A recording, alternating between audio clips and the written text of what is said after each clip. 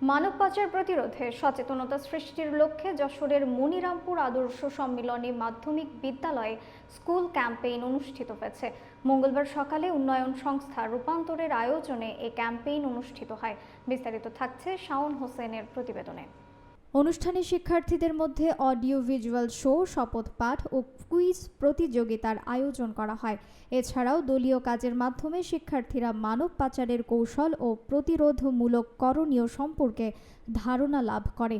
অনুষ্ঠানে প্রধান অতিথি হিসেবে উপস্থিত ছিলেন মনিরামপুর উপজেলার মাধ্যমিক শিক্ষা অফিসার SM জিল্লুর রশিদ। সভাপতিত্ব করেন স্কুলের প্রধান শিক্ষক কুমার বিশ্বজিৎ মণ্ডল। এছাড়াও স্কুলের শিক্ষক ও শিক্ষার্থীরা উপস্থিত ছিলেন। সঞ্চালনায় ছিলেন কমিউনিটি ফ্যাসিলিটেটর দীপঙ্কর মণ্ডল এবং ক্যাম্পেইনের উদ্দেশ্য ও আশ্বাস প্রকল্প এর কার্যক্রম তুলে ধরেন রূপান্তরের প্রোগ্রাম অফিসার উজ্জ্বল কুমার পাল। উল্লেখ্য, আশ্বাস প্রকল্পটি সুইজারল্যান্ড সরকারের সহযোগিতায় উইন্ডরক ইন্টারন্যাশনালের বাস্তবায়নে যশোর জেলায় মাঠ পর্যায়ে কাজ করছে উন্নয়ন সংস্থা রূপান্তর হিসাবে 100 হিসেবে দেখা যেতে পারে।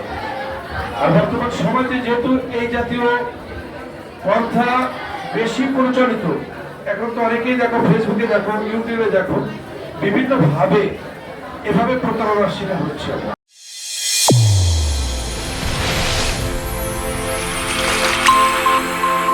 চ্যানেল A1 হৃদয়ের